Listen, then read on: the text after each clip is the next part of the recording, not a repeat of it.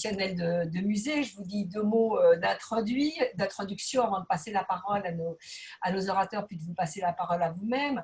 D'abord, merci d'être là pour cette 4e séance de vidéoconférence que nous proposons pour vous accompagner dans cette période si singulière de réouverture de nos musées. Comme je vous l'avais dit la dernière fois déjà, nous avons fait un cycle pour toute la durée de la reprise d'activité, en tout une dizaine de séances jusqu'au 23 septembre compris. On espère qu'à ce moment-là, tous les musées qui peuvent auront réouvert. Nous nous retrouvons comme ça tous les 15 jours pour parler enjeux économiques et sociaux, tourisme, accueil des jeunes, sécurité des collections, durabilité du numérique, résilience, etc. Tous ces sujets qui sont des sujets cruciaux. Vous trouverez le programme sur notre site. Aujourd'hui, on va parler ensemble de vos ressources, comment elles ont été affectées par les mois de fermeture, les ressources financières, les recettes, le mécénat, les ressources humaines aussi. Les réouvertures en ce moment se poursuivent à un rythme maintenant assez soutenu. Les échos que nous en avons sont plutôt positifs. Les publics reviennent, semblent respecter d'assez bonne grâce les consignes et même parfois se réjouissent de profiter de musées sans bousculade. Mais en ce moment, si les publics sont là, les musées, eux, entrent dans une phase assez stratégique en interne, celle où se préparent les budgets rectificatifs, où s'instruisent les subventions. Nous savons que les musées ont été lourdement affectés par la pandémie. De nombreux directeurs d'établissements ont sonné l'alarme sans mâcher leurs mots. Déflagration, a dit Emma Lavigne pour le Palais de Tokyo. Hier, Orsay a réouvert, mais le message qui passait en boucle sur les chaînes télé faisait état d'une chute vertigineuse des recettes, je cite. Et la semaine dernière, Catherine Pégard au Château de Versailles disait que le modèle économique s'était effondré. Même si nous, ici, en France, en Europe sans doute, et nous, ICOM, en tant que membre d'une organisation mondiale, nous mesurons que nos musées ici bénéficient d'une chance relative par comparaison avec tant de pays. On sait que 11% des musées du monde ne rouvront pas, resteront porte clos. Même si on sait cela, on sait qu'il faudra réinventer un modèle muséal. Je viens de dire un mot, je fais une petite parenthèse. Je vous ai parlé de notre organisation internationale. Certains d'entre vous suivent peut-être les événements qui traversent en ce moment la gouvernance d'ICOM internationale. Ce n'est pas le lieu d'en parler, mais soyez assurés que la situation des musées dans le monde sera notre seul point d'horizon. Donc on le dit, il faut réinventer un modèle muséal. Et ce monde d'après, ce nouveau modèle muséal, il se construit maintenant. C'est le thème du débat d'aujourd'hui. Avec quelles ressources ? Quelle perspective budgétaire, quelle compensation ? Du côté des ressources humaines, après des mois d'arrêt forcé, après des mois de travail à distance, comment la reprise d'activité se fait-elle ? Toutes ces questions très concrètes se posent à vous tous. Et pour en témoigner aujourd'hui, on a 4 intervenants. Adrien Joly, directeur du développement du MUCEM. Bonjour Adrien, merci d'être là. Marie-Laure Estignard, directrice du musée des arts et métiers. On a déjà eu un petit échange tout à l'heure. Chloé Théo, conseillère musée de la DRAC Occitanie. Et Anne-Catherine Augusten, qui nous passera tout à l'heure un PowerPoint, qui est directrice du musée de l'air et de l'espace.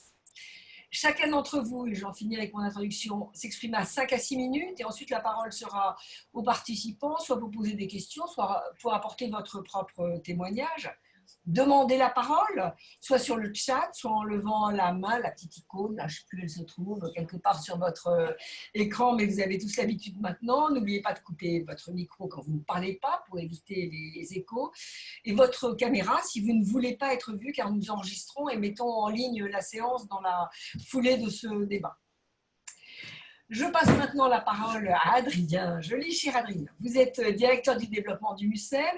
Vous avez été chargé du mécénat de l'établissement. Quelle perspective de développement voyez-vous pour les mois à venir ? Avec quels moyens ? Les mécènes sont-ils solidaires ou au contraire sont-ils fuyants ? Pouvez-vous nous dire ce que vous pensez de cette période ? Bonjour à tous et puis merci de m'accueillir sur cette émission, on pourrait presque dire. Voilà, en tout cas, la situation du Mucem, on s'en est plutôt pas trop mal sorti, je vais dire. Pas quand j'entends d'autres de mes homologues. Alors évidemment, il y a des secteurs dans les ressources, nous on considère, enfin, se décline en, on va dire, quatre domaines essentiellement. Le mécénat, la privatisation, l'exploitation du domaine et de la marque, et la billetterie. Et dans ces quatre domaines, finalement, ceux qui étaient, selon moi, avec le pilotage le plus stratégique, ont finalement mieux tenu que les autres. Bon, après, il y a évidemment donc le mécénat qui est quand même assez important chez nous, puisqu'on a à peu près un objectif entre 1 million et 1,5 million de mécénat financier par an. On est pour le moment, on n'a pas vu les effets du tout du confinement. Disons qu'on avait une stratégie qui faisait qu'on incitait beaucoup nos mécènes à faire des accords pluriannuels.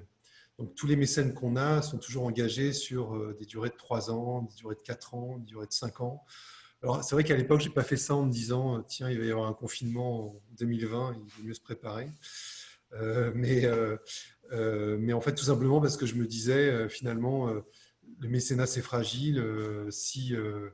Plus on arrive à étaler nos mécénats sur la durée, plus on arrive à se projeter dans l'avenir. Et du coup, là, alors, je ne dirais pas que ce n'est pas impacté, parce que ça sera sans doute, peut-être dans les années qui viennent, mais en tout cas, l'inertie, il y a une très forte inertie qui fait que, en tout cas cette année et l'année prochaine, on n'a absolument aucun effet sur le mécénat. Alors, on a eu aussi de la chance, j'allais dire. Alors, c'est un peu bizarre ce que je vais vous raconter, parce qu'en fait, les mécènes qu'on avait choisis pour les expositions de cette année, enfin, on avait deux grandes signatures. L'un qui vendait en gros, qui s'occupe de vendre des boîtes de conserve dans l'alimentation. Donc, autant vous dire que son chiffre a plutôt explosé. L'autre qui était dans les data centers, les communications Internet. Donc là aussi, c'est un chiffre qui était en forte progression. Et puis le troisième, on a eu aussi, on avait signé qui était assez historique autour de l'exposition Pharaon qu'on devait faire. On avait signé avec les pompes funèbres. Funecap. Donc en fait, on n'a eu que des secteurs partenaires qui n'étaient pas vraiment affectés par la crise. Donc pour le moment, le mécénat, j'allais dire, et nos autres grands partenaires, finalement, avaient les reins assez solides pour continuer leurs engagements. Mais ça, c'est cette année. On ne voit pas encore les effets, en fait. Je pense que quand même, malgré tout, on voit bien que le confinement, que toute la réflexion qu'on a eue va sans doute réorienter les priorités. La culture n'était déjà pas prioritaire. Mais là aussi, je pense qu'il est important d'avoir une stratégie qui nous place du coup comme... c'est-à-dire que si on se met dans le domaine de l'utilité ou de la charité, et c'est les arguments qu'on met en avant pour obtenir des fonds, on ne gagnera pas, parce que c'est vrai qu'on sait qu'un chef d'entreprise, il reçoit 40 dossiers par jour, et qu'il va y avoir des dossiers portant sur la santé, sur l'environnement, sur la pauvreté. Et tout ça sera bien sûr prioritaire, en tout cas en termes d'urgence, sur les opérations qu'on mène. Donc c'est vrai qu'on a toujours, nous, entre guillemets, notre politique de mécénat était très orientée sur une offre pour permettre aux entreprises finalement de se développer.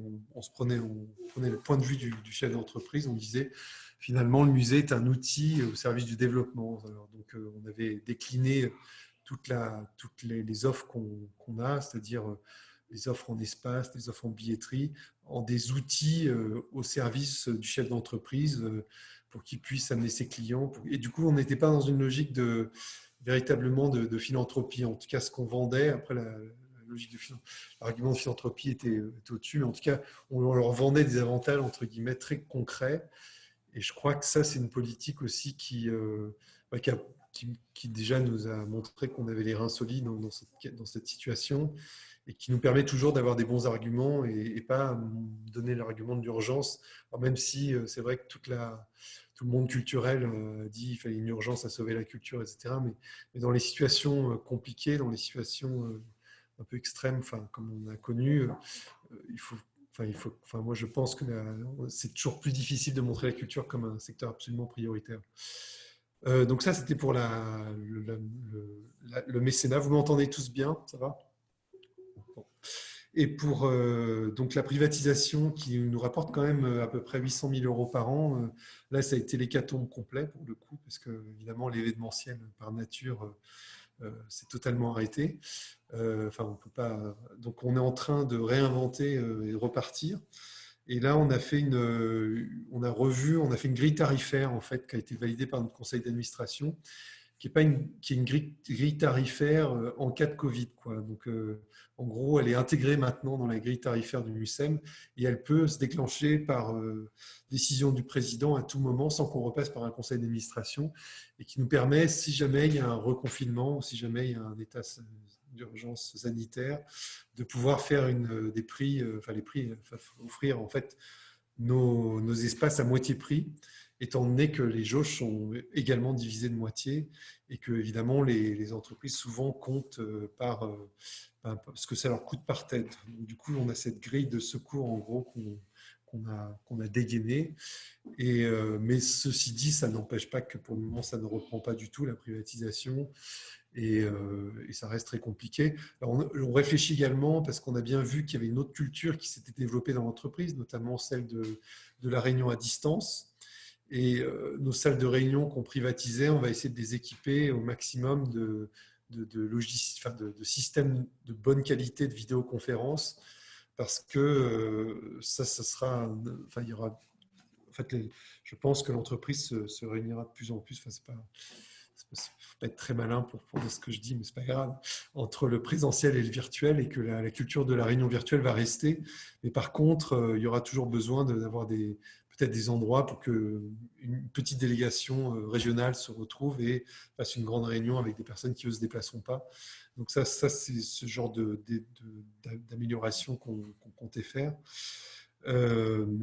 Et pour l'exploitation du domaine, donc c'est-à-dire les concessions, les restaurants, la librairie, là aussi, c'est très compliqué parce que là, ils ont évidemment pris, comme tous les restaurants, tous les magasins, la crise de plein fouet. Et en fait, on a tout simplement, on voulait qu'ils puissent repartir. On avait des inquiétudes notamment sur notre restaurant et notre librairie. Enfin, les deux ne sont pas des concessions qui appartiennent à des grands groupes. Ce sont en fait des chefs d'entreprise marseillais. C'est nos petits qui appartient à Actes Sud, mais on va dire, les librairies sont toujours des économies assez fragiles déjà en temps normal. Et donc là, on est en train de voir avec France Domaine pour voir si on ne peut pas appliquer des réductions de loyer ou des mesures exceptionnelles pour les mettre dans les meilleures conditions pour repartir, sachant qu'il y a une problématique qui, souvent, certains ont des difficultés telles qu'ils ont dû faire des emprunts. Et évidemment, l'emprunt est sur une dizaine d'années en général, ou peut-être moins. Mais en tout cas, nous, on a des concessions qui se terminent dans 3 ans. Donc ça aussi, pour eux, c'est très compliqué de faire des emprunts pour se relancer, sachant qu'ils ne peuvent garantir l'activité que 3 ans, parce que dans 3 ans, il y aura eu 10 ans de concession. Il faudrait qu'on remette tout ça sur l'offre publique, enfin, on refasse une offre une consultation et qui sont pas c'est pas du tout garanti que ça soit pour eux. Donc ça les met vraiment, c'est vraiment des situations très complexes. On leur a permis de faire des choses qu'on leur permettait pas, comme des soirées sur la terrasse l'été pour qu'ils puissent faire plus de chiffres. Mais là également, on sait pas du tout. On est toujours un petit peu dans la fragilité de savoir à quel point on pourra. Est-ce qu'on retournera vers des mesures s'il y a à nouveau des clusters qui émergent à droite, à gauche. Et puis enfin, après on a eu le tournage, exploitation de la marque. Finalement, ça n'a pas tellement changé. On a repris pas mal de tournages. Et sur la stratégie de billetterie, là aussi, j'ai remarqué que des musées qui n'ont pas de stratégie de billetterie prennent la crise de plein fouet. Alors quand je dis ne pas avoir de stratégie de billetterie, c'est-à-dire tout simplement être dans la billetterie classique, c'est-à-dire d'espace où tout simplement un bureau où les gens achètent leurs billets pour la journée et font la queue, etc. On voit bien que beaucoup de musées d'Amérique du Nord, notamment, et ça commence à une culture qui commence à arriver de façon très forte en France, mais sur laquelle il faut observer ça de près. Et nous-mêmes, on mène des réflexions là-dessus, de la culture de l'abonnement, de l'accès, finalement. Beaucoup de musées américains, et j'échange pas mal avec quelques de mes homologues, avaient des abonnements, alors, qui souvent, nous, sont délégués aux sociétés d'amis, mais quand les stratégies d'abonnement, ça n'a rien à voir. Et ces abonnements font que les visiteurs, au lieu de payer le billet le jour où ils viennent, comme d'ailleurs, c'est la culture qui se répand partout, comme Netflix, hein, on ne paye plus la vidéo à la demande, mais on s'inscrit à Netflix. Donc le musée, de rentrer dans cette logique-là, une logique qui est, on peut dire, une culture aujourd'hui, permet de... on l'a bien vu, hein, au Canada, aux États-Unis, certains n'ont pas eu des impacts aussi forts qu'on a eu sur la billetterie parce que les gens avaient pris un abonnement à l'année. Ils ont été honnêtes, ils ont proposé à leurs abonnés de dire écoutez, là, le musée est fermé 3 mois, on peut vous attribuer une réduction au prorata. Mais la plupart des abonnés, par soutien, ont refusé et ont continué à payer leur abonnement. Ce qui fait qu'évidemment, là, on voit que dans cette situation-là, la billetterie, évidemment, elle est affectée parce que quand on a une stratégie d'abonnement, il y a toujours des visiteurs individuels, donc elle est quand même affectée, mais elle est affectée de l'ordre de 50% et pas de 100%, comme c'est le cas pour nous. Donc c'est vrai qu'on voit bien que finalement, tout ça, que ce soit finalement le mécénat, privatisation, bon, les concessions, ça c'est plus complexe, mais qu'il faut, je pense qu'en réfléchissant finalement à faire à avoir une stratégie pour nous préparer comme s'il y aurait un autre confinement, on y gagnera de toute façon dans le développement des ressources. Donc là, c'est vraiment on est en train de revoir, finalement, ça nous a poussé à revoir tous ces domaines d'exploitation de ressources. Et j'ai profité du confinement et de la relative tranquillité du confinement pour faire toute une note là-dessus d'ailleurs.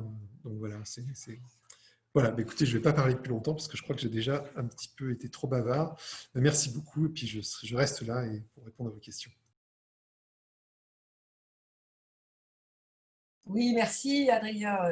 C'était très complet, très, très intéressant, vraiment, cette question de stratégie, d'abonnement, de stratégie de recette. On en reparlera, j'en suis bien convaincue, tout au long de cette heure qui nous reste à passer ensemble. Merci beaucoup de ce témoignage. J'ai noté beaucoup de questions, mais je suppose que nos participants en ont aussi. Je vais passer maintenant la parole à Marie-Laure Estignard. Marie-Laure, directrice du Musée des Arts et Métiers.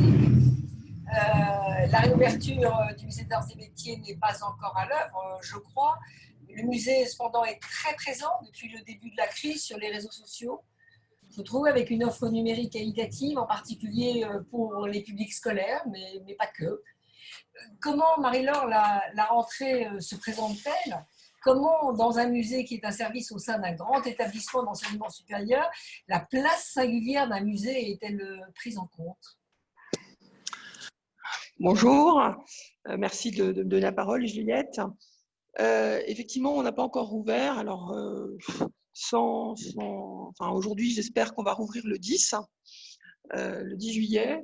On a rencontré un petit problème avec la climatisation et il fallait qu'on valide un certain nombre de choses pour pouvoir ouvrir.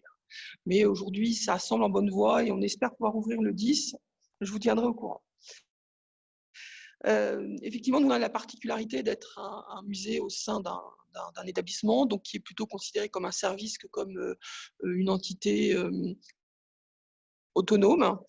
On a vu arriver la crise au moment du budget rectificatif.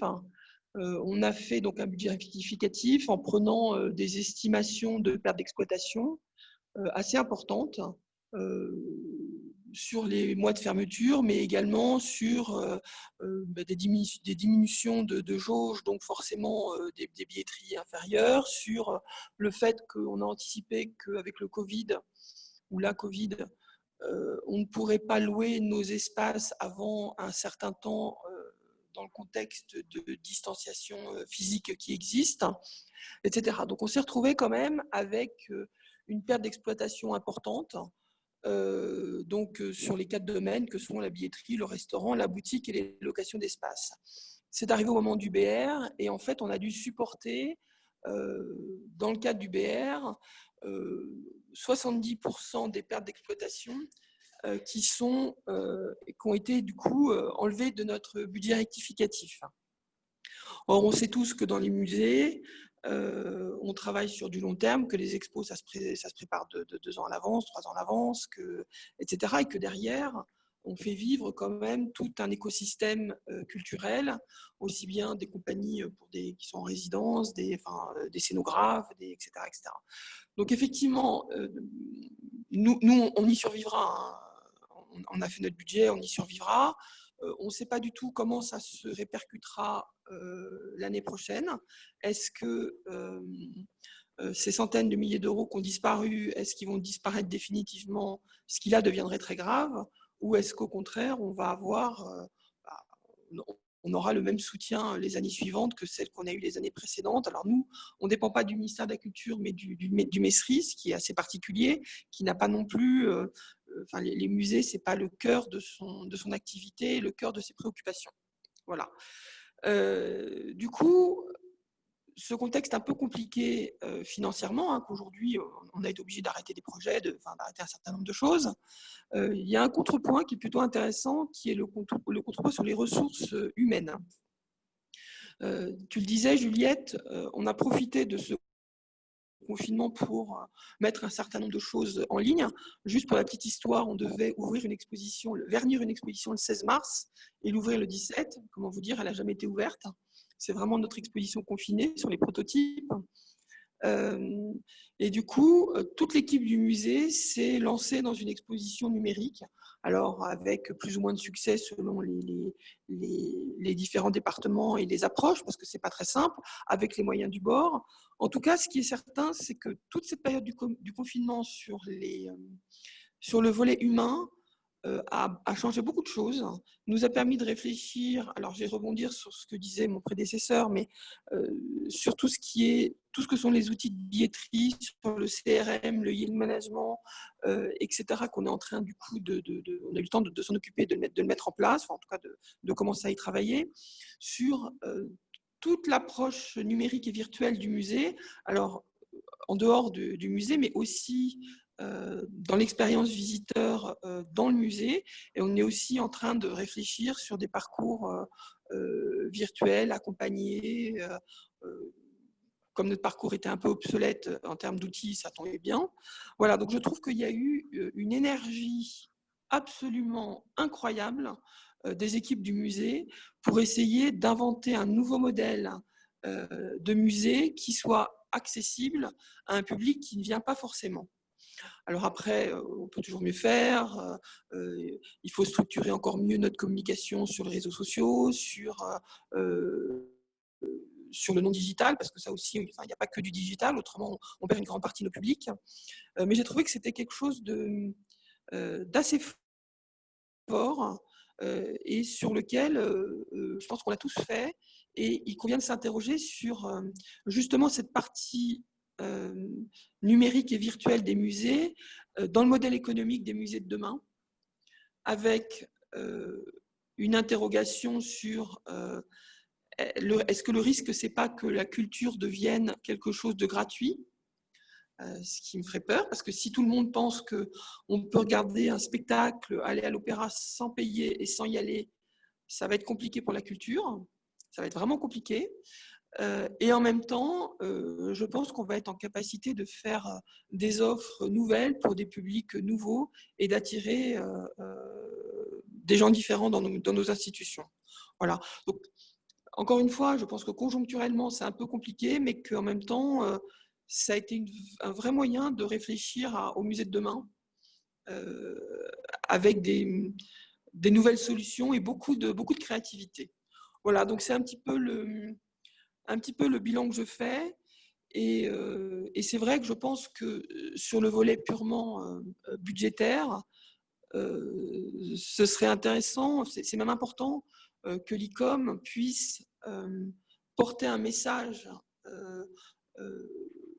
un message qui soit un message fort, tant auprès de le ministère de la Culture, je pense qu'ils sont, eux, très sensibilisés, les collectivités territoriales, pas forcément autant, même s'il y a les DRAC, et je pense qu'on va avoir un témoignage là, et auprès d'institutions comme les nôtres qui sont un peu plus isolées, on va dire. Mais en tout cas, je pense que l'ICOM doit porter un message fort sur le volet financier des musées demain. Voilà. Merci. Moi, je pense que j'ai respecté mon temps. Hein. Non, mais tu reprendras peut-être chacun d'entre vous qui intervient là. T'inquiète. En début de session, ça ne veut pas dire que vous ne reprenez pas la parole pendant la discussion. J'ai entendu vraiment deux choses importantes dans ce que tu as dit. D'abord, tu as parlé des difficultés financières, quand même lourde, hein, 70% de perte d'exploitation, c'est quand même beaucoup. Mais en même temps, tu as parlé du contrepoint ressources humaines, et ça c'est peut-être un point dont on discutera tout à l'heure. Et quand tu dis, quand tu invites ICOM à se positionner pour que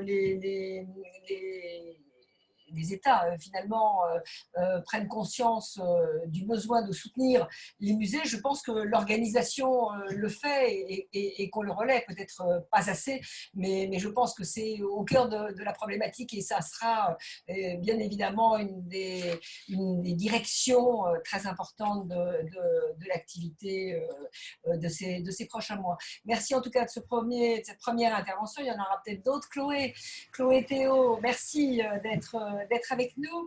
Vous êtes conseillère musée en Occitanie. Vous avez prévu de nous parler des impacts de la crise sur les musées en Occitanie, de nous éclairer sur les différents aspects de la reprise d'activité.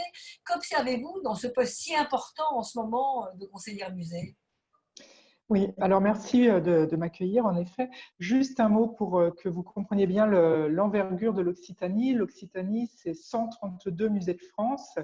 Et ce qui me semble important à garder en tête, c'est qu'ils sont vraiment de tout, ils couvrent tous les champs du patrimoine et ils sont de tout statut, de toute envergure. Donc là, vraiment, je vais porter la voix d'un panel très large de musées.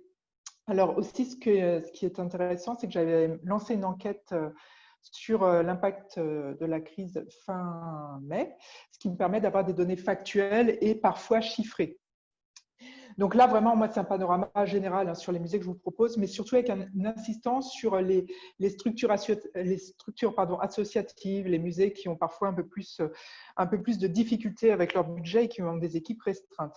Alors donc aujourd'hui, où en sont les musées en Occitanie ? Alors, ils ont été fermés en moyenne 11 semaines. Certains ont fait le choix de rouvrir très tôt. Je pense au musée Ingres-Bourdelle de Montauban qui a rouvert mi-mai. D'autres sont encore fermés parce qu'en fait, il est absolument impossible d'avoir une décision commune. Le choix de rouvrir doit être fait en fonction d'une multiplicité de données, la capacité des équipes à rouvrir, mais aussi la demande des élus qui peut jouer très fortement. Aujourd'hui, ça a déjà été dit, on constate vraiment une difficulté de la fréquentation à retrouver son niveau d'avant. Pour les plus chanceux, elle est 2 fois moindre qu'en temps normal, mais beaucoup de musées accusent une fréquentation 4 à 5 fois moindre. Donc, c'est vraiment une énorme chute. Sachant que j'avais estimé, donc, lors de l'enquête que j'avais lancée, la baisse de fréquentation à 38%. Mais vraiment à 38% aujourd'hui. C'est-à-dire qu'en fin d'année, il se peut qu'elle soit encore pire si les musées peinent toujours à remonter la fréquentation.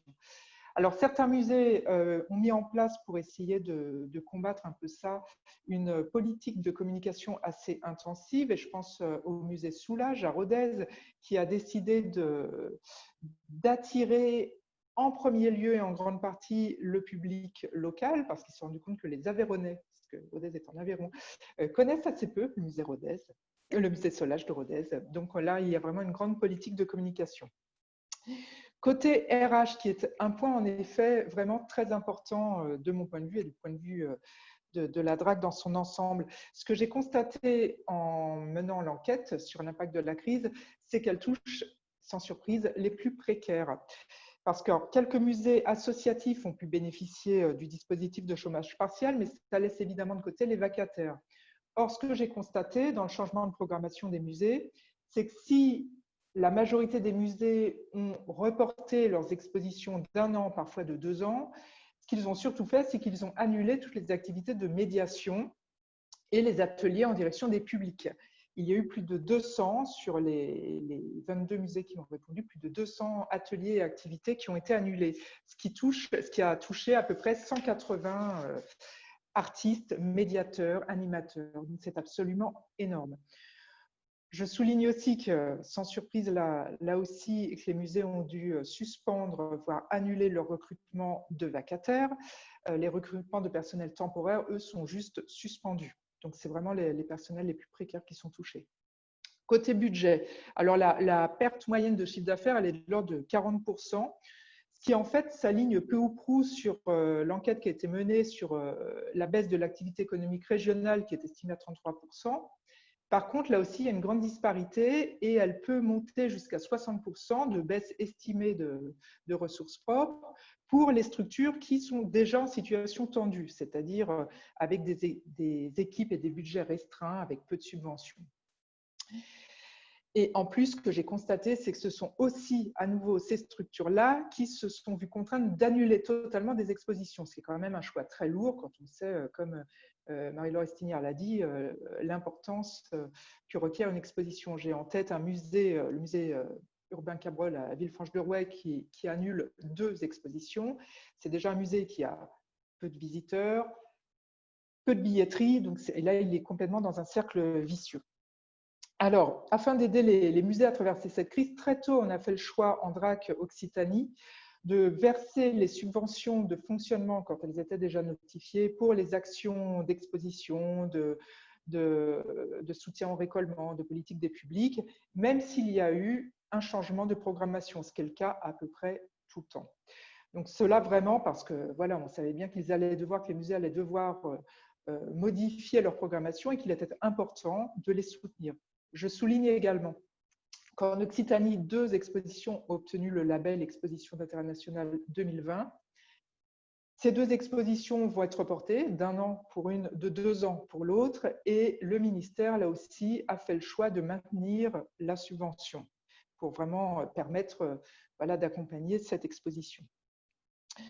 Alors, évidemment, aujourd'hui, juste un mot avant de conclure, les musées ont repris les chantiers qu'ils avaient suspendus durant le confinement. Je pense aux chantiers de travaux sur les bâtiments. Je pense également aux chantiers de restauration d'œuvres d'art, ce qui a là aussi un impact très important sur les prestataires extérieurs, donc à nouveau les plus précaires. Voilà. Et je termine sur un point très important et qui va complètement dans le sens de ce qui a été dit précédemment. C'est qu'il y a un aspect qui est un peu inquantifiable, mais à mon sens absolument essentiel à la fois de la crise et de la mise en confinement, c'est l'impact psychologique. Les musées ont été placés dans un effet presque de sidération à l'annonce de la crise sanitaire. Moi, le samedi, suite à l'annonce de la crise, j'avais en ligne encore des musées qui me disaient « Nous, on rouvre et on va rester ouverts ». Le lundi, ils ont dû tous fermer. Donc, ils ont complètement été pris de court, il y a eu un effet de surprise et ils ont été placés encore aujourd'hui, il faut le dire, dans un état d'incertitude assez marqué quant à savoir quand est-ce qu'ils allaient rouvrir, quelles mesures barrières mettre en place. Voilà, ça a été très, très difficile et je pense que ça rejoint exactement ce qui a été dit précédemment sur la réflexion à mettre en œuvre sur qu'est-ce que le musée de demain. Ça rejoint, en fait, ça vient interroger l'identité, la nécessité même du musée. Pourquoi est-ce qu'on va au musée? Pourquoi est-ce qu'on en a besoin? Au-delà de mettre en place des mesures concrètes, des gestes barrières, c'est vraiment ça qu'il faut interroger pour que le musée s'affirme en tant que nécessité dans le champ social. Voilà.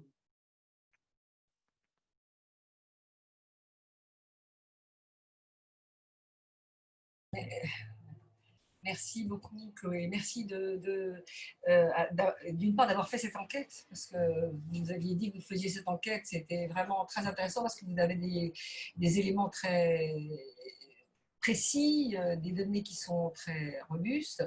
Si je comprends bien, c'est presque 10% des musées de France qui sont en Occitanie, d'après ce que vous dites. Donc, on a des choses qui sont vraiment significatives et je trouve intéressante votre conclusion, on y reviendra tout à l'heure, sur ce mot d'incertitude. C'est un mot évidemment fort qui va nous accompagner, je pense, pendant longtemps et pendant les mois qui sont devant nous. Merci, on en reparle tout à l'heure. Anne-Catherine Auclisten, donc, qui est directrice du musée de l'air et de l'espace.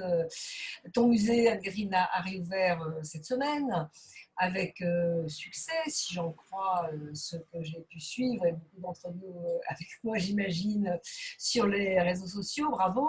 Peux-tu nous parler de cette réouverture, mais bien sûr aussi des perspectives et de la manière dont tu es amené à prendre en considération ces mois d'inactivité, les pertes de recettes, mais aussi les nouvelles manières de travailler, puisque c'est les deux à la fois. La parole est à toi. Merci beaucoup. Alors moi, je vous ai préparé un petit PowerPoint donc, pour suivre un peu la présentation. Alors j'espère que là, voilà, vous allez le voir.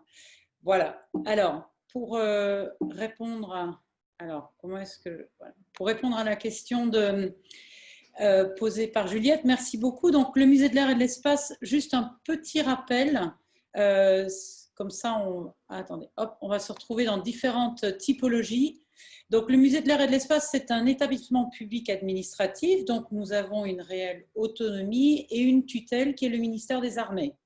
Je rejoindrai Marie-Laure, ce n'est pas le ministère de la Culture, donc ce n'est pas forcément toujours le cœur des activités du ministère, mais nous avons une direction qui s'appelle la DPMA qui nous aide et nous accompagne dans cette gestion des musées. Pour mémoire, il y a le musée de l'armée, le musée de la marine, les musées des ports et toute une série de musées de plus petite taille. C'est un musée national de 25 hectares. Je rappelle, parce que les chiffres, comme vous m'en avez demandé, 25 hectares, 110 ETP, dont 100 sous plafond d'emploi, 25 000 m² d'exposition permanente et je dirais presque seulement 12 millions de budget annuel et 50 millions de budget d'investissement pour les 5 prochaines années dans le cadre d'un contrat d'objectifs et de performance. Alors, quel était l'enjeu du musée ? Je rejoins tout à fait ce qui a été dit précédemment, une forme de sidération entre les CHSCT extraordinaires, la préparation de la fermeture et la mise en télétravail. Ça a été vraiment très rapide et je voudrais vraiment remercier toutes les équipes qui ont vraiment très très bien réagi, puisque le 13 mars, nous avons quasiment passé la journée en réunion de crise et le 14 mars au matin, nous étions fermés. Réouverture le 19 juin, ça fait quand même 90 jours de fermeture, avec une consigne, puisque nous sommes établissement public sous tutelle, un personnel qui est payé à 100%. Donc je rejoins aussi les inquiétudes de mes collègues. Ceci évidemment est valable pour les personnels en contrat, pas pour les conférenciers par exemple, ou pour les vacataires. Donc on s'inquiète beaucoup pour leur situation, mais tout le personnel a été maintenu. Techniquement, la majorité en télétravail, et je dirais même qu'ils ont fourni un nombre extraordinaire de dossiers, on va y revenir.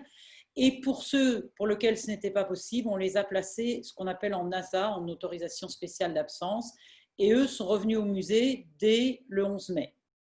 Nous avons évidemment travaillé sur une préparation d'un retour progressif d'activité, le fameux PRPA avec différentes phases.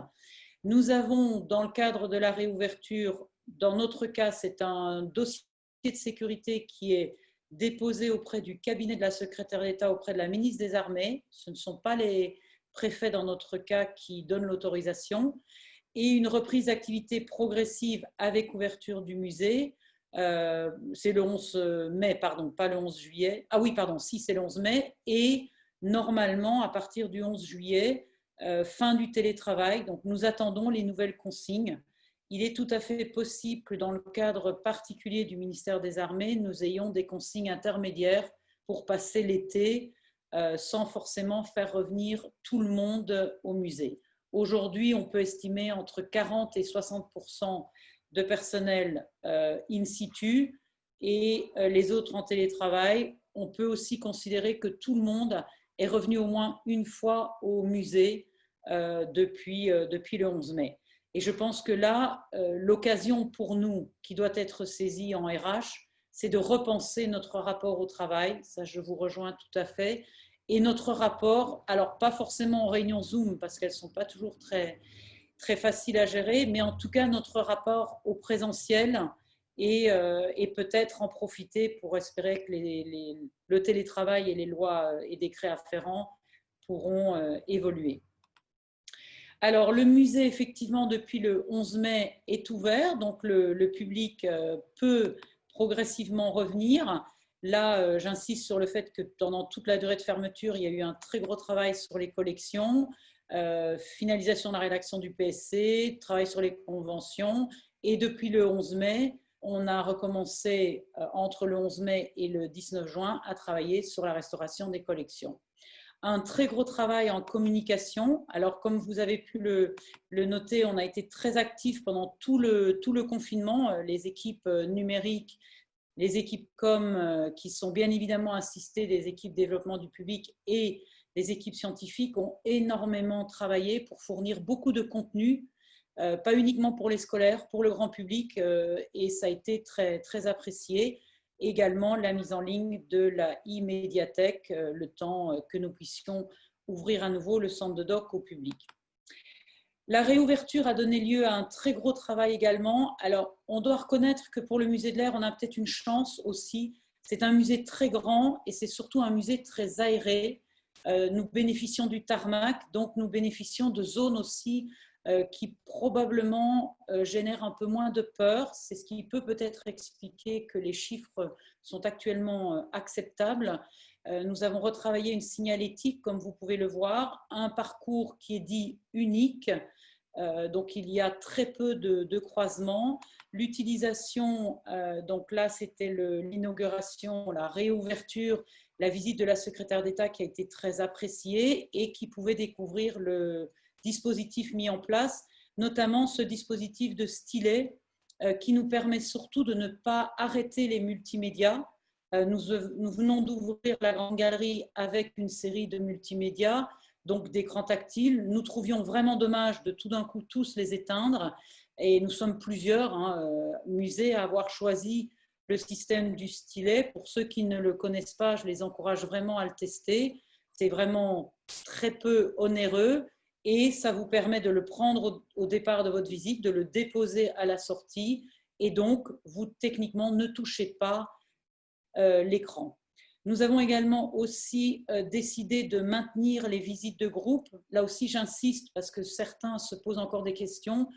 Nous l'avons fait pour deux raisons. La première, c'est que nous sommes très inquiets sur la situation des guides conférenciers et que pour nous, il était vraiment difficile de les soutenir et de les priver des visites de groupe. Donc, nous avons obtenu l'autorisation de maintenir ces visites de groupe avec masque, bien évidemment, comme dans tout le musée, avec 10 personnes maximum. Et donc, ça reprend progressivement et ça leur permet une reprise d'activité progressive.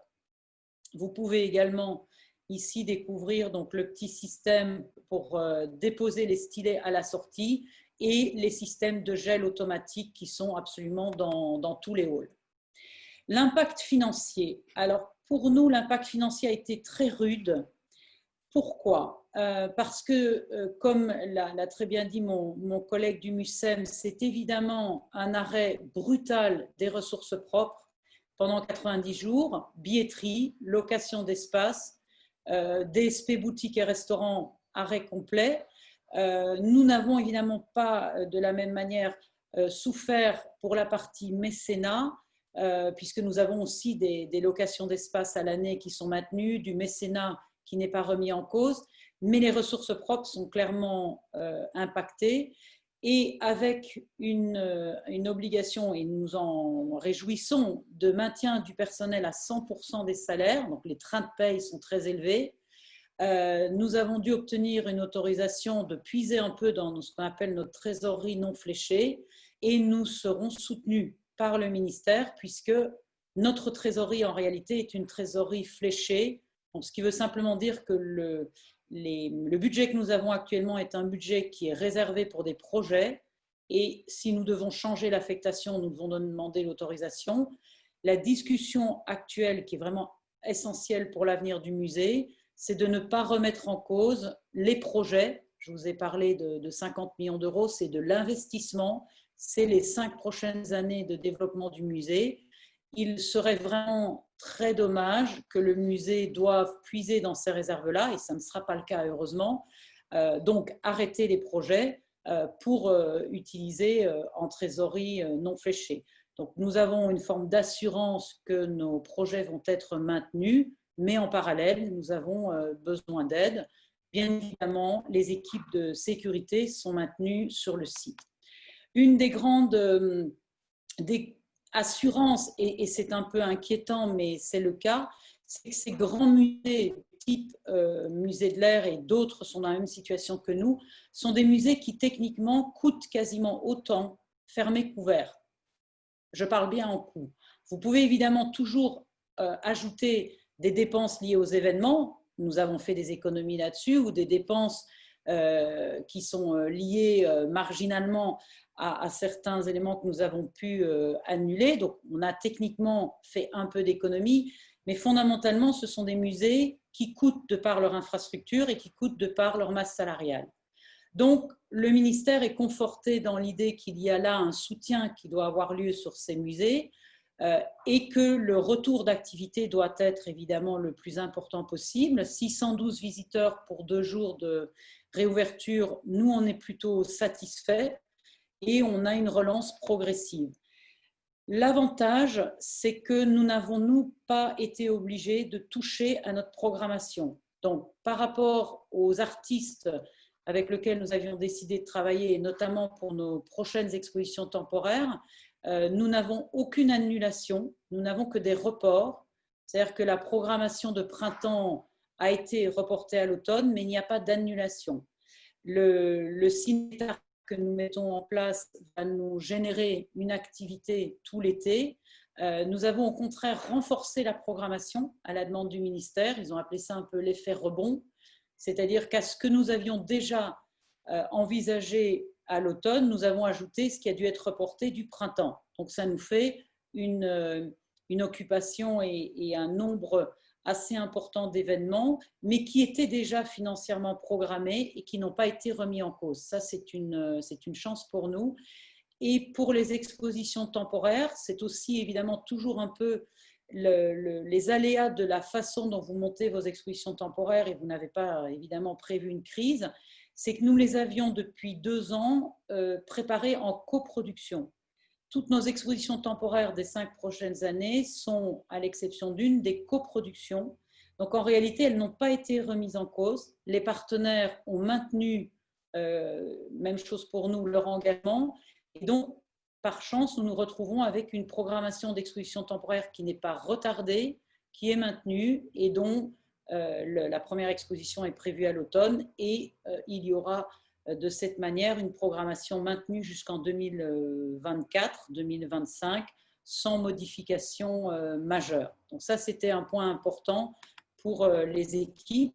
Je pense notamment à l'exposition autour de la figure d'Antoine de Saint-Exupéry, dont vous avez pu voir les annonces, puisqu'elle va commencer à Toulouse et à Lyon, et elle viendra au Musée de l'Air et de l'Espace en 2023-2024.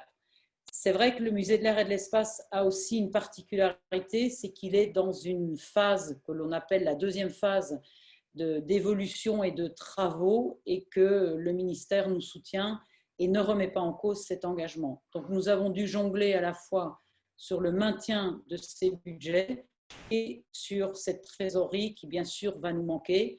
Et je rejoins mes collègues, 2020, nous allons probablement nous en sortir.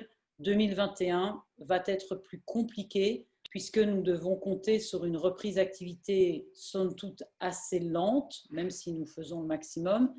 Et il faudra à ce moment-là que nous retravaillions la manière dont nous envisageons les ressources propres pour 2021. Merci beaucoup. Merci Anne-Catherine. Alors, ce qui est vraiment intéressant dans ton témoignage, outre la densité des informations que tu nous communiques, c'est qu'on s'aperçoit que le musée de l'espace finalement a assez bien résisté à cette crise, que comme partout, les précaires ont pris cher. Ça, on aura l'occasion d'en reparler, on va faire tout un débat sur cette question-là. Mais tu indiques que ton musée résiste finalement assez bien avec cette formulation qui n'est peut-être pas généralisable en disant que tu penses que le musée coûte presque aussi cher fermé couvert. C'est une dimension peut-être qu'on n'a pas tellement vu apparaître dans les discussions. En tout cas, on est un peu loin de ce que je disais en début, c'est-à-dire de tous les témoignages qui convergent aussi et qui sont justes aussi en disant que le modèle économique des musées s'est écroulé. On ne peut pas tout à fait le généraliser, mais c'est vrai qu'il y a une particularité d'un musée comme le tien, avec un type particulier de visite, de présentation, et puis en fait, il vient de réouvrir. Donc, heureusement, il est encore dans sa dynamique de découverte, peut-être, pour beaucoup. Il serait étonnant que le ministère de tutelle ne le soutienne pas dans la période qu'on traverse. Merci à tous. Je vais passer la parole aux uns et aux autres, mais j'ai juste envie de dire deux choses après vous avoir écouté. D'abord, peut-être à l'exception peut-être de cette dernière intervention, tous vous êtes affectés, vous êtes atteints par la baisse probable et même certaine des moyens. Et donc, ma première question, elle est avec moins de moyens, puisque il est presque acquis que vous aurez moins de moyens, en tout cas pour une certaine période. Sur quoi vous concentrez-vous? Est-ce que c'est plutôt sur les expositions? Est-ce que c'est plutôt sur le permanent? Est-ce que c'est plutôt sur le virtuel, etc. Est-ce que c'est une question qui est pertinente? C'est une première question qui me vient à l'esprit, peut-être que les uns et les autres auront envie d'y répondre. Puis j'ai aussi une deuxième question, puisqu'on parlait de ressources et aussi de ressources humaines. Y a-t-il des métiers qui vous sont apparus finalement qui étaient cachés, qui étaient exercés, mais qu'on ne voyait pas dans certains milieux, on parle des premiers de corvée. Est-ce qu'il y a des métiers que vous avez vu apparaître, que vous connaissiez pas si bien que ça, et dont vous vous êtes aperçu qu'ils étaient finalement vitaux pour vos établissements? C'est deux questions qui me viennent à l'esprit, mais je propose que chacun d'entre vous avance avec soit ses témoignages, soit ses questions. Qui veut prendre la parole? Moi, je veux bien. Marie-Laure. Marie-Laure. Je pense que le premier témoignage du MUCEM nous montrait à quel point l'importance d'être structuré en termes de marketing et de réflexion prospective permettait de mieux rebondir. Nous, aujourd'hui, on n'est pas du tout outillés là-dessus au Musée des Arts et Métiers. C'est quelque chose que j'ai parfaitement identifié, mais je pense qu'effectivement, des compétences marketing pour rebondir sont extrêmement importantes pour être capable de se positionner sur le long terme. Voilà. Donc les métiers du marketing dans ce genre de moments sont importants. Est-ce que je peux ajouter quelque chose? Oui, bien sûr. Oui, parce qu'en fait, je me suis rendu compte de quelque chose en regardant le panel, c'est qu'il n'y a pas de musées municipaux qui sont représentés ici. Et les musées municipaux sont dans une situation très particulière. Il faut aussi rappeler que la mise en confinement s'est associée du report du deuxième tour des élections. Concrètement, plusieurs musées ont vu leur budget gelé le temps des élections, enfin, jusqu'au prochain tour. Et il y a là aussi une incertitude financière, politique. Il y a plusieurs musées qui sont dans des municipalités qui peuvent basculer. Et je pense que c'est aussi un point à garder en tête quand on parle de sidération, je reprends le terme qui a été utilisé, d'incertitude, mais aussi quand on se demande sur quoi on se concentre quand on a moins de moyens. La situation n'est pas du tout la même entre un musée national, un musée soutenu fortement par sa tutelle qui est un ministère et une municipalité. Alors, je vais ajouter un point, je vous rejoins tout à fait. C'est vrai qu'un musée national va probablement avoir un petit peu plus de facilité pour être soutenu. Je tempère, on est soutenu, mais il y a un prix, et le prix est assez lourd à porter par moment. C'est vrai que dans notre cas, nous n'avons pas d'impact clairement lié aux élections, mais il n'empêche quand même que nous sommes dans un contexte où tout autour de nous, il y a un impact sur les élections. Donc, je vous rejoins et à la fois, je tempère un tout petit peu le fait que ce n'est pas le musée directement, mais toute une série de projets peuvent effectivement, dès qu'on travaille en territoire avec tous les acteurs, et bien à ce moment-là, on a effectivement pour le moment, avec ce fameux droit de réserve qui a été allongé, on a des attentes et donc on a recentré un peu nos activités. Pour répondre à la question de Juliette, je pense qu'il n'y a pas eu, en tout cas dans notre cas, de découverte de métiers. Je rejoins Marie-Laure, c'est plutôt un renforcement des actions et peut-être surtout du fait que les équipes ont été beaucoup plus obligées de travailler ensemble. On dit toujours que tout le monde travaille ensemble. Dans la réalité, on sait comme chef d'établissement, on travaille beaucoup à essayer que tout le monde travaille ensemble. Là, paradoxalement, avec le confinement, ça a été beaucoup plus simple de leur expliquer que ce n'est pas un service qui va sortir de l'information, c'est tous les services qui vont contribuer à. Et j'ai trouvé que là, il y avait eu, au-delà d'une impression peut-être de solidarité, un vrai besoin pour toutes les équipes de travailler ensemble. À nous maintenant de le faire fructifier avec le retour en présentiel. Donc c'est vrai que c'est le marketing, c'est la communication, mais honnêtement, sans avoir le soutien des équipes scientifiques ou des développements des publics, ils sont très vite à la limite. Donc ils ont vraiment tous besoin qu'on puisse travailler ensemble. Et là, il y a, à mon avis, toujours des marges d'amélioration.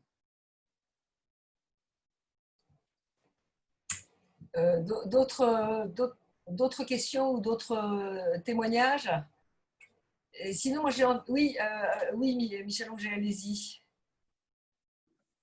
Oui, bonjour à tous. Juste vous dire, pour rejoindre aussi ce que donc Michel Rouget, Muséoparc Alésia, rejoindre la question la remarque de Marie-Laure sur l'importance du marketing. Je crois qu'en effet, nous, on n'est pas du tout, à la différence également du MUSEM, organisé sur ces aspects-là. Et très clairement, moi, avec l'équipe, on a décidé, dans la perspective notamment de l'année prochaine, enfin de la reprise après cette année 2020 tout à fait particulière, d'avoir une vraie réflexion sur la mutualisation et l'organisation de toutes nos bases de données, de nos fichiers clients, parce qu'on a des fichiers au niveau des réservations pour les scolaires, on a des fichiers pour la billetterie, on a des fichiers pour la boutique. On n'a rien d'organisé et je pense que vraiment, ça a été une révélation de se dire qu'il fallait qu'on travaille ça de beaucoup plus performant et pour avoir quelque chose de plus ciblé, pour remobiliser les visiteurs qui sont déjà venus et travailler sur ce travail de la fidélité des visiteurs. Donc ça, c'est vraiment quelque chose qui nous est apparu de manière assez forte en traversant cette dernière période. Et juste pour rebondir sur, nous, on est une SPL sous forme de délégation de service public pour le compte du département et donc du coup d'une collectivité. Et il y a un peu comme la remarque du musée de Sarreguemines, un soutien total de la collectivité et il n'y a pas de remise en cause pour cette année sur la contribution financière dans le cadre de la DSP, au contraire. Merci. Si je peux compléter, je dirais, en effet, c'est fondamental, mais pour vous rassurer, au MUSEM, on a fait le constat qu'en effet, il faut, on va devoir nous aussi complètement revoir, à mon avis, la façon dont on travaille la base de données, la data. C'est vraiment c'est le pétrole du musée aujourd'hui, hein, plus qu'encore les mécénats, plus qu'autre chose, puisqu'en plus c'est une richesse qu'on peut posséder et qu'on peut développer et qu'on ne peut pas perdre aussi facilement que le reste. Et je crois que cette crise a mis ça en valeur. En plus, c'est une richesse qui peut nous permettre de faire des économies en communication, donc quand les ressources baissent, c'est pas mal, et de nous réorienter pour aller conquérir de nouveaux publics, donc vraiment d'être beaucoup plus précis dans la façon dont on fait de la communication. Mais je pense que, enfin, il y a certains musées qui sont très, très au point là-dessus, mais en fait, quand je fais le tour, j'ai l'impression qu'à la différence, enfin, en Europe, en tout cas en France, il n'y en a pas tant que ça en fait qui sont très bons là-dessus. On a beaucoup, beaucoup d'efforts à faire, je pense.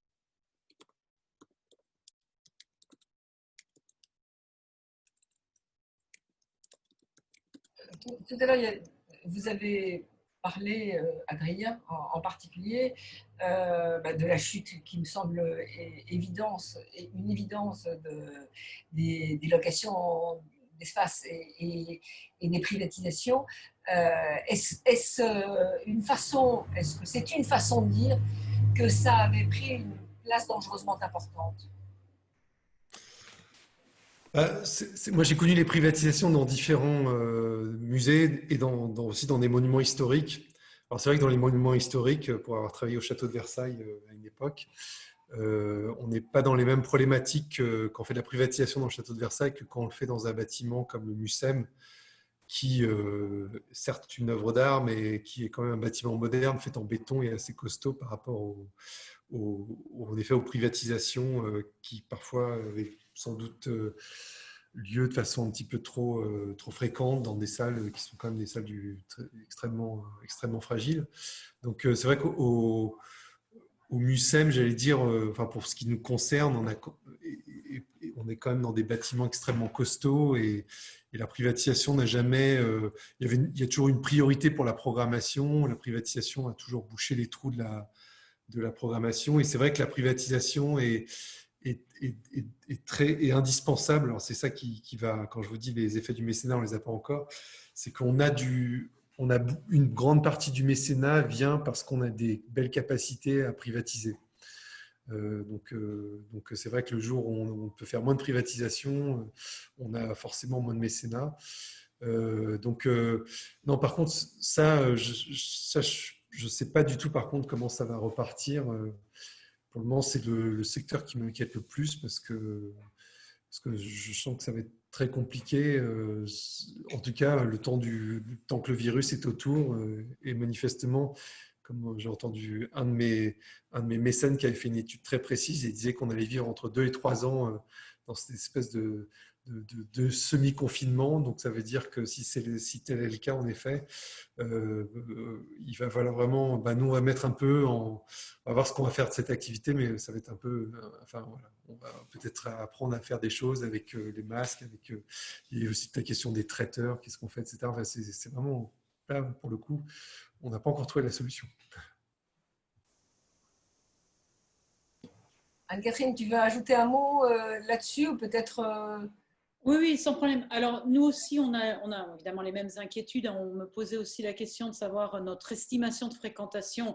Alors, nous, en plus, on est juste un tout petit peu en dehors de Paris et il faut quand même le souligner, je parle pour l'Occitanie, on a été rouge, orange, vert, on a eu toutes les couleurs et en plus, nous, on a les transports en commun qui, c'est vrai, continuent à faire peur quand même à pas mal de visiteurs. Donc, on accumule un peu, je dirais, les freins. Le paradoxe, c'est que les tournages reprennent très fort et très vite. Nous, on est submergés de demandes de tournage. J'avoue que je ne comprends pas forcément exactement la logique, si ce n'est que cette période de confinement a probablement augmenté l'utilisation et le fait qu'on ait passé peut-être un peu trop de temps devant nos écrans et que là, les tournages, ils doivent absolument reprendre. Donc, les musées pensez-y, sont des lieux assez idéaux dans cette période un peu intermédiaire et puis ça rapporte financièrement.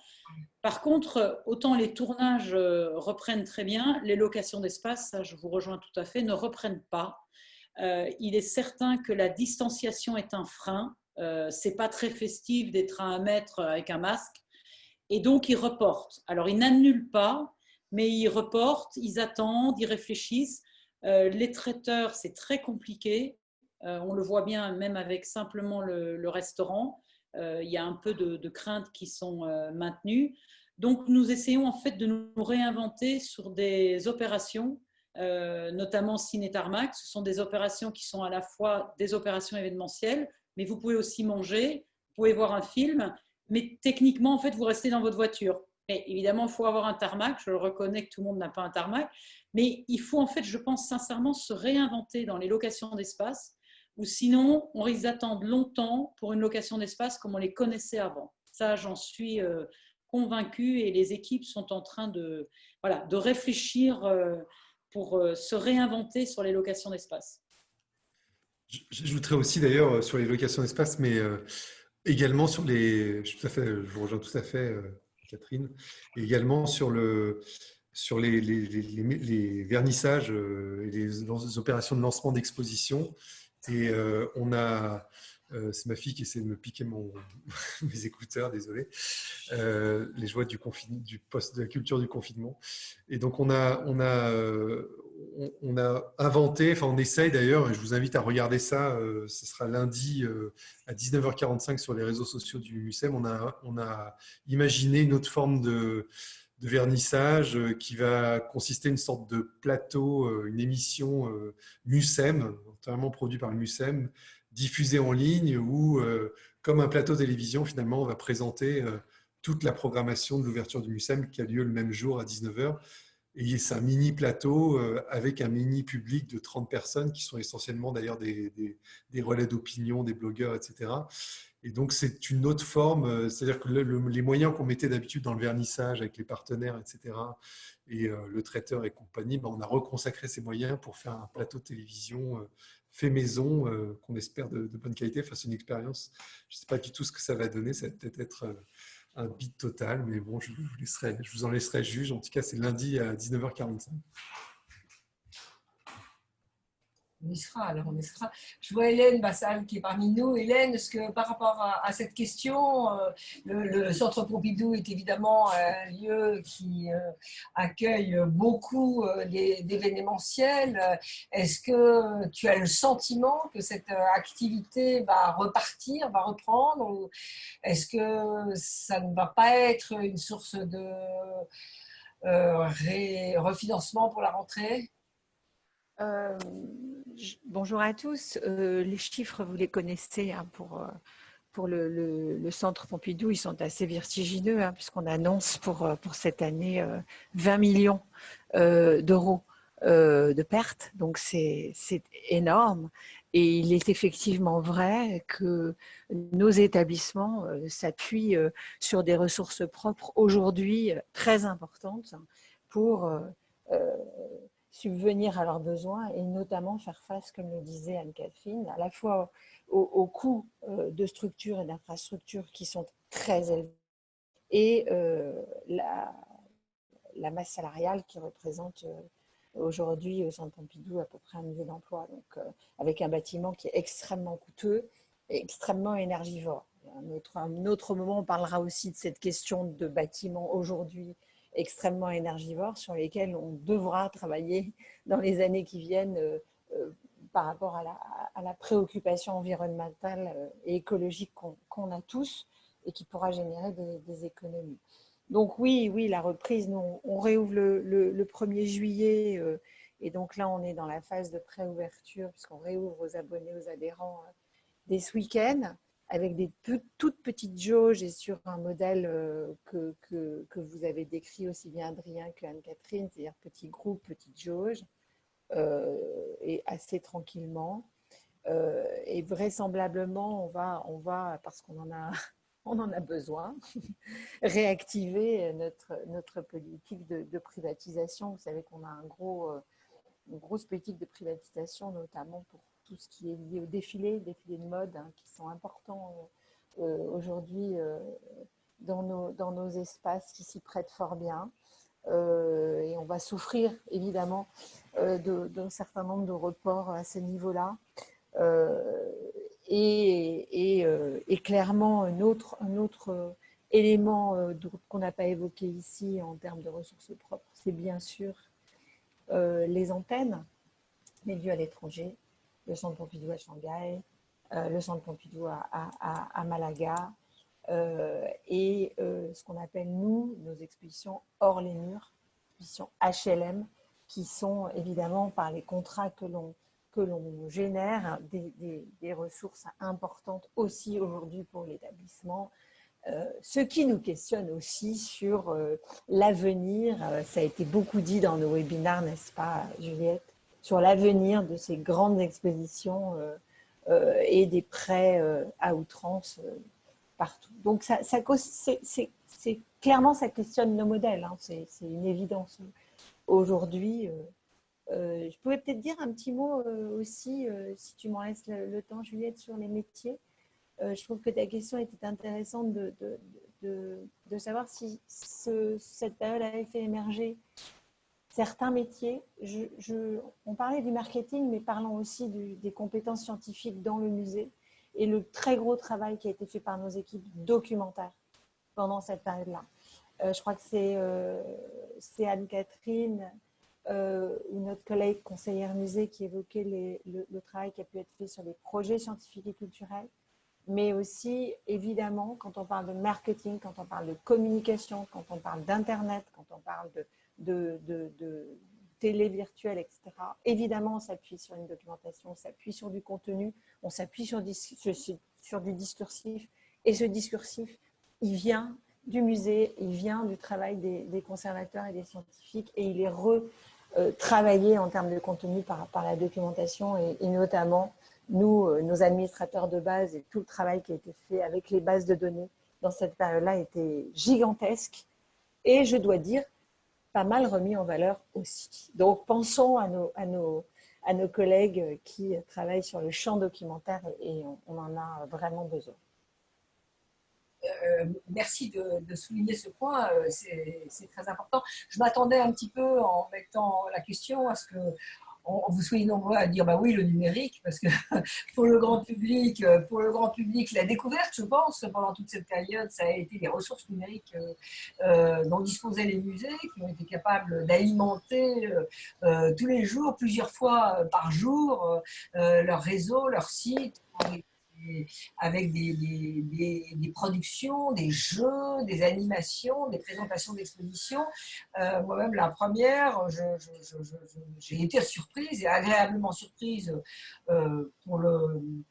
principalement agréablement surprise par l'offre numérique des musées. Donc, je m'attendais à le voir un peu sortir. Peut-être Sophie Bichler a envie d'en dire un petit mot. Universcience, évidemment, a été très actif pendant toute cette période. Il y a une autre question, mais je ne sais pas comment vous la poser. C'est l'avènement du télétravail. Est-ce que ce sont des nouveaux métiers? Est-ce que les gens travaillent de la même manière? Est-ce que les compétences qu'ils mettent en œuvre, c'est des compétences que nous avions? À quoi faudra-t-il former les gens si ce type de mode de travail est amené à se développer? Alors Adrien, avec pas pessimiste, vous disiez qu'il fallait se préparer à notre confinement, mais c'est du pessimisme en même temps du réalisme, parce que je crois que tous les scientifiques, justement, dont tu parles, Hélène, nous disent de faire quand même un peu attention et de ne pas crier victoire trop vite. Donc cette question du numérique, et ensuite, c'est peut-être un petit peu connexe, mais pas tant que ça, cette question du télétravail, des compétences que ça requiert, est-ce que ça vous a donné des pistes de réflexion pour l'avenir?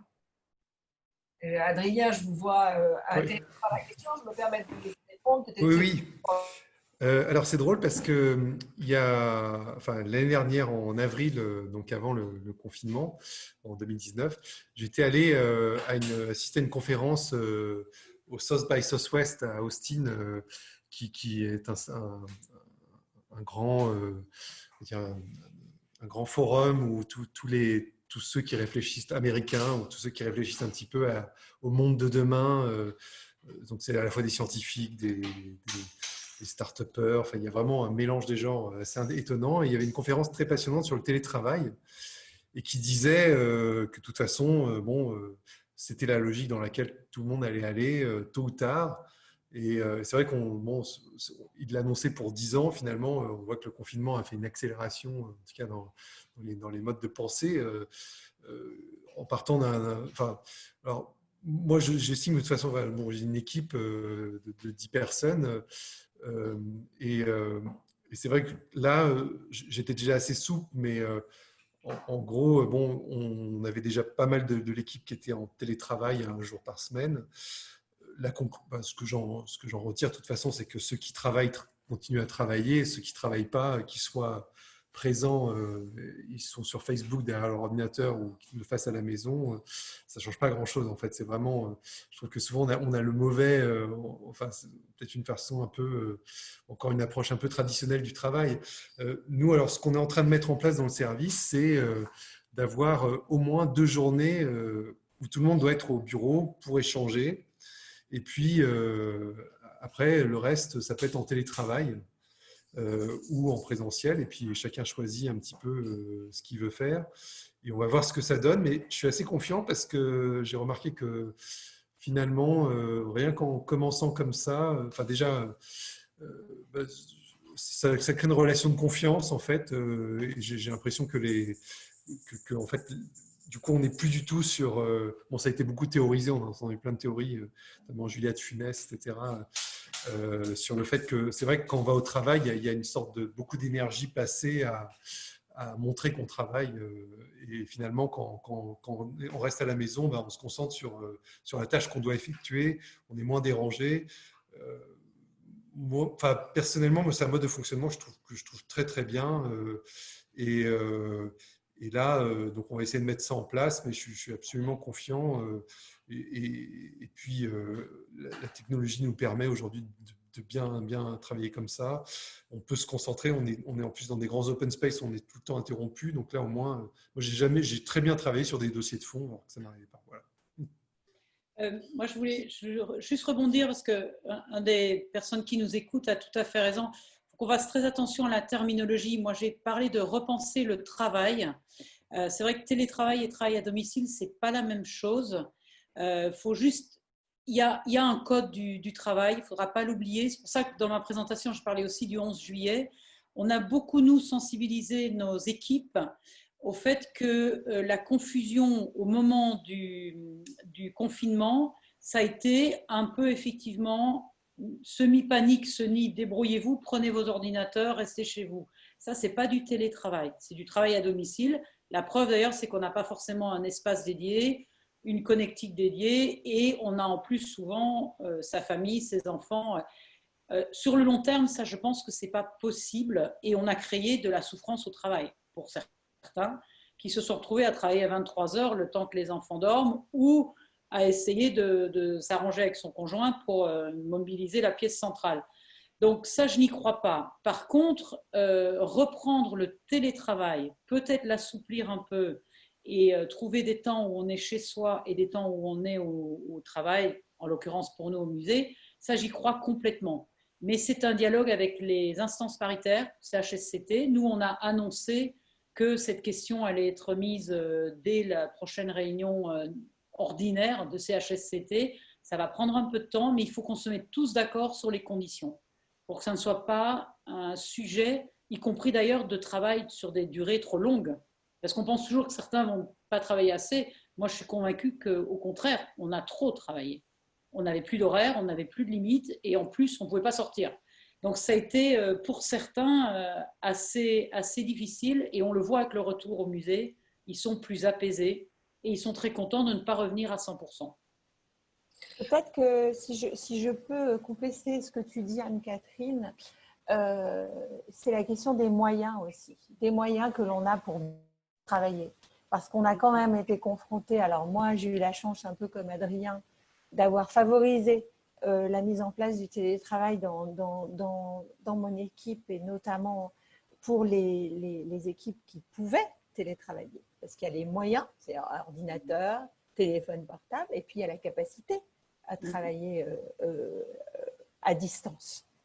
Donc moi, j'ai eu la chance de le mettre en place. Donc j'avais un certain nombre d'agents qui étaient dotés d'ordinateurs, de VPN, d'outils à distance. Pour les autres, c'est quand même très compliqué. Et d'où d'ailleurs les débats très, très longs et très douloureux parfois avec les organisations syndicales sur ces questions, et justifiés réellement. Et ça n'a pas du tout été la même chose pour les agents qui ont été placés en autorisation exceptionnelle d'absence, qu'on a, je ne vais pas dire perdu pour certains, mais il faut être aussi lucide là-dessus. C'est-à-dire qu'il y a quand même des agents qu'on n'a pas vus, pas entendus pendant 2 mois, 3 mois, puis aujourd'hui psychologiquement qu'on récupère. Donc peut-être que nous allons vers des modes de travail hybrides, c'est-à-dire se donner cette capacité en fonction des métiers, en fonction des contextes, en fonction du contenu, de trouver des moyens de travailler autrement. Et ça, je trouve que ça devient intéressant. Parce qu'on se pose la question de la qualité du travail. Non plus des outils et des moyens, mais de comment on veut travailler, comment on veut bien travailler dans des contextes différents. Et du coup, ça pose aussi des questions évidemment managériales derrière et en termes de RH aussi, bien sûr. C'est passionnant, mais on n'a pas fini d'en parler, si vous voulez mon avis. Ouais, quand je vous ai posé la question des nouveaux métiers que vous aviez vus apparaître pendant cette période, il y avait des choses qui me semblaient un peu évidentes. La question était peut-être mal posée ou déroutante, mais il me semble que parmi les métiers qu'on voit apparaître, qu'on a vu plus visibles, disons, ils existaient naturellement, il y a tout ce qui tourne autour du management et notamment du management des ressources humaines et probablement aussi les métiers juridiques. Parce que, comme tu le soulignais très justement, Anne-Catherine, ça pose des problèmes de droit du travail qui sont des problèmes qui ne sont, je pense, pas résolus. L'improvisation a été grande.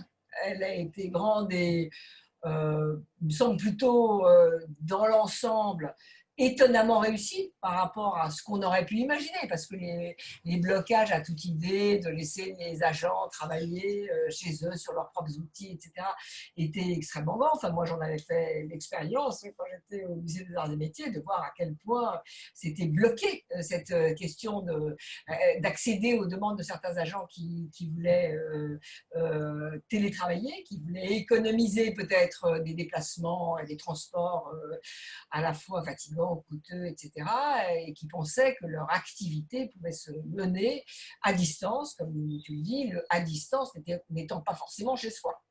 Le chez soi étant même probablement le caractère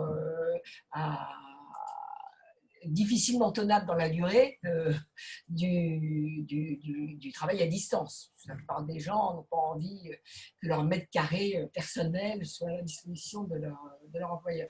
Et je pense que moi, il me semble comprendre que dans les périodes qui vont venir, la question de l'organisation du travail va être centrale dans la reconstruction, va être centrale dans le musée d'après. Et qu'elle ne va pas être sans lien, bien évidemment, avec la question économique qu'on posait précédemment. Écologique, mais ça, ce n'est pas le débat d'aujourd'hui. D'autres personnes veulent intervenir sur ce sujet. Oui, Sophie, j'avais envie de t'entendre à double titre, ton expérience actuelle à Universcience et puis aussi ton expérience en matière de direction de ressources humaines, peut-être. Très bien, bonjour à tous. Donc voilà, vous pouvez sans difficulté voir que moi je suis donc sur site et que je porte la tenue réglementaire et le port du masque qui est non seulement obligatoire pour les visiteurs mais aussi pour les personnels. La Cité des sciences et de l'industrie ouvre ses portes samedi. Le Palais de la Découverte a rouvert ses portes hier. Donc les visiteurs sont au rendez-vous et ça c'est vraiment très joyeux pour tous ceux qui sont sur place. S'agissant du numérique, c'est sûr que le confinement a mis en évidence une montée en compétences sur le numérique et le fait que toutes les équipes maintenant devaient savoir travailler sur le numérique et plus seulement une petite poignée d'experts. Nous, ce qu'on a constaté, c'est que ce sont surtout les métiers de médiateurs aussi qui évoluent parce que être en médiation et en interaction face à un public qu'on voit réagir, c'est pas le même métier, c'est pas le même fonctionnement que d'être derrière un écran sans savoir combien de personnes nous suivent et de pouvoir présenter les choses. Donc, le métier de médiateur est aussi en très grande évolution. Celui de concepteur d'événements, alors pour les expositions, pour les événementiels, nous on organise comme vous beaucoup de week-ends événementiels, et c'est vrai que les week-ends événementiels qui sont à venir, on les pense hybrides, c'est-à-dire avec des activités sur site, mais des activités à distance, et que cette distance ne soit pas seulement passive derrière un écran, mais que les personnes qui décident de suivre un événement, un week-end donné, puissent aussi avoir des activités à réaliser chez eux. Donc là, c'est toute l'équipe chez nous des grands événements qui est en train de repenser ce modèle. Et puis évidemment, hein, le métier qui a quand même beaucoup changé, c'est de manager des équipes à distance, puisque ça n'est plus du tout le même fonctionnement et les mêmes interactions que quand on est sur site. Voilà. Donc, cette période de confinement nous aura appris ça, et nous, comme vous, de manière durable, nous allons repenser l'événementiel et les interactions avec le public pour, on ne va pas dire si jamais il devait y avoir une deuxième vague, mais pour qu'à l'avenir, on puisse toujours avoir cette fonctionnalité sur site et en hybride à distance. Ça nous permettra, on l'espère, de conquérir aussi de nouveaux publics. Merci Sophie, très intéressant ton témoignage. Je me permets, je vois qui est sur la mosaïque sous mes yeux, donc je passe la parole, mais les personnes que je nomme ne sont pas obligées de répondre si elles ne se sentent pas prêtes à le faire. Mais je vois Stéphanie Winzerit, notre collègue, qui est à ICOM à mes côtés, bien souvent. Tu travailles en Allemagne, Stéphanie. Est-ce que la discussion qu'on a en ce moment entre professionnels français, représentants de grands établissements, représentants de l'État en région avec notre collègue Chloé, est-ce que ce que nous sommes en train de dire, tu sens que c'est la même chose qui se passe de l'autre côté de la frontière, ou est-ce que ça te semble étrange? Alors évidemment, c'est familier puisque la pandémie s'est développée sur l'ensemble de l'Europe. Donc, est-ce qu'on m'entend là comme ça? Bon. Oui, bien sûr, c'est familier puisque ça s'est développé un petit peu partout, plus ou moins de la même manière. Le confinement n'a pas été aussi sévère en Allemagne qu'en France, mais les musées étant fermés et le télétravail étant la règle également, bien sûr, les conditions sont similaires. Les conditions ne sont pas tout à fait similaires en ce qui concerne les tutelles et les possibilités de financement et de subvention, puisque en Allemagne, en fait, la culture est décentralisée au niveau des Länder, donc ce qui correspond en France à peu près aux régions, mais avec beaucoup plus d'autonomie en termes de culture. C'est pas tout à fait pareil non plus dans la mesure où l'équivalent des musées de France n'existe pas en Allemagne. Et la plupart des musées sont des musées financés généralement par les subventions communales.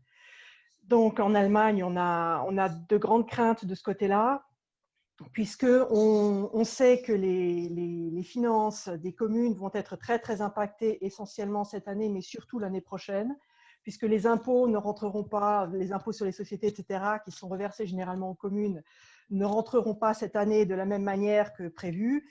Et donc, les budgets des communes étant réduits, beaucoup de musées s'inquiètent énormément pour leur propre budget, essentiellement pour l'année prochaine.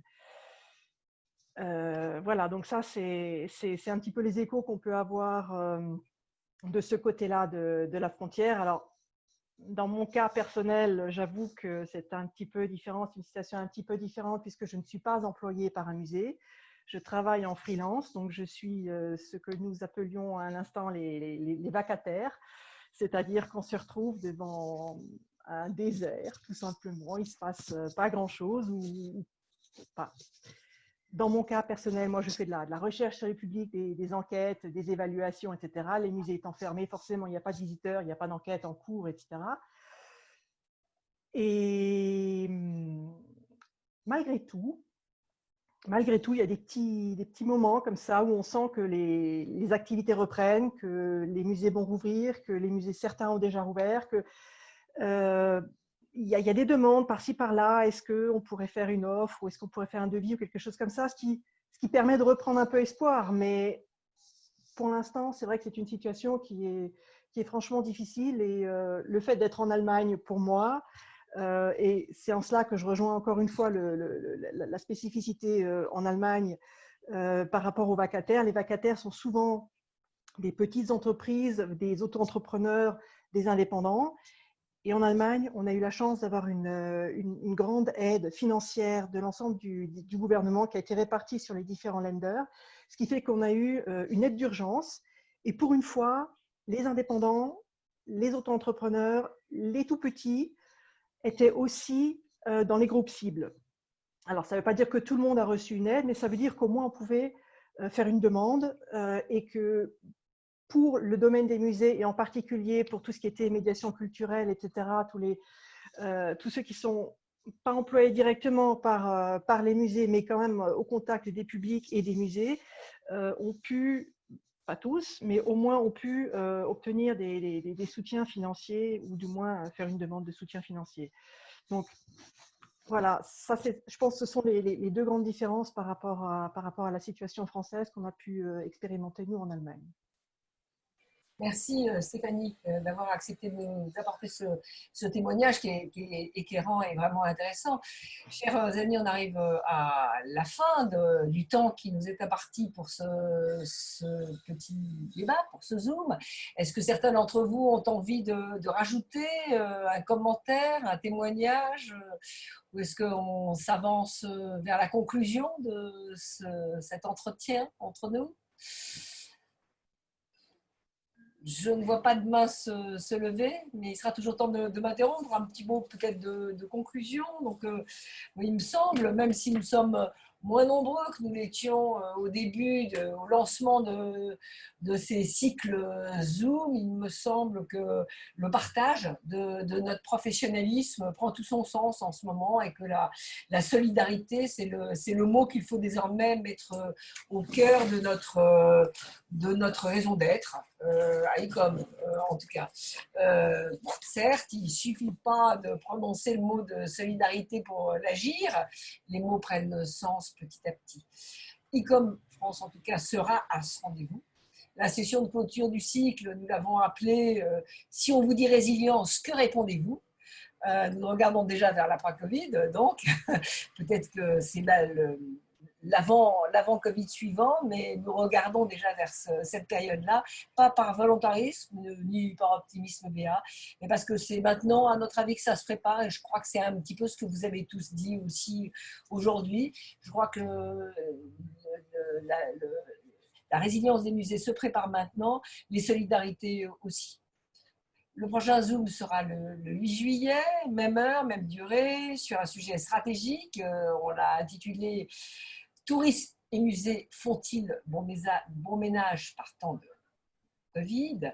On sera au tout début des vacances, mais on aura quand même déjà, je pense, quelques retours d'expérience. Et le suivant, le 22 juillet, ce sera « Que prévoyez-vous pour les enfants ?» pendant la période du Covid, pendant la période des vacances et pour la rentrée scolaire. Et ça, c'est un sujet qui, je pense, interpellera beaucoup d'entre vous parce que la question de la présence des enfants dans les musées, de la difficulté de leur faire respecter sans doute les règles barrières, est quelque chose que vous avez tous un peu en tête et qui vous préoccupe. Cette séance du 22 juillet sera animée par Estelle Guildébut, qui est avec nous, parce que je serai moi-même en Assemblée Générale de l'ICOM, mais je vous en ai dit un mot au début de mon introduction. Notre organisation internationale connaît en ce moment des réorganisations de sa gouvernance et l'AG est un moment stratégique, donc je choisis d'être à l'AG et de laisser Estelle, qui sera excellente animatrice, j'en suis sûre, parler avec vous sur ces questions importantes des enfants et des vacances. Certains sont étonnés qu'on continue nos cycles pendant l'été. effectivement, certains d'entre vous vont prendre des vacances, mais nous, on croit que c'est précisément pendant cette période où chacun s'organisera pour fonctionner dans des conditions totalement inconnues, totalement inédites. C'est à ce moment-là que le besoin d'échange sera le plus fort. Il y aura peut-être moins de monde dans les établissements, mais en fait, on peut être aussi contacté d'où on est. Donc, peut-être certains d'entre vous auront à cœur aussi de nous rejoindre. Je m'adresse à vous aussi parce que si sur les cycles que nous prévoyons jusqu'au 23 septembre, il y a des sujets sur lesquels vous avez envie d'intervenir, n'hésitez pas à vous proposer par mail à Ecom France. On regardera toutes vos propositions. On a de nombreux intervenants, mais c'est intéressant d'avoir aussi des témoignages de gens qu'on connaît moins et peut-être de professions avec lesquelles on a moins l'habitude de travailler. On aura un gros sujet sur les précaires. Et à chacun de ces zooms, même quand c'est pas le sujet même pas quand c'est pas au centre du sujet, cette question de la précarité revient au cœur du débat d'une manière ou d'une autre. Donc ce sera un moment très important, je le crois. Pour aujourd'hui, je crois qu'on va en rester là. Merci à ceux qui sont restés fidèlement avec nous jusqu'à maintenant. Merci de vos témoignages. Je le redis, vous pouvez retrouver cette séquence sur notre chaîne YouTube, c'est enregistré, et n'hésitez pas à nous faire part de vos envies de sujets qu'on pourrait mettre en débat ou de vos envies de venir témoigner. Au revoir à tous, bonne fin de journée, bon courage pour votre activité cet été. Au revoir.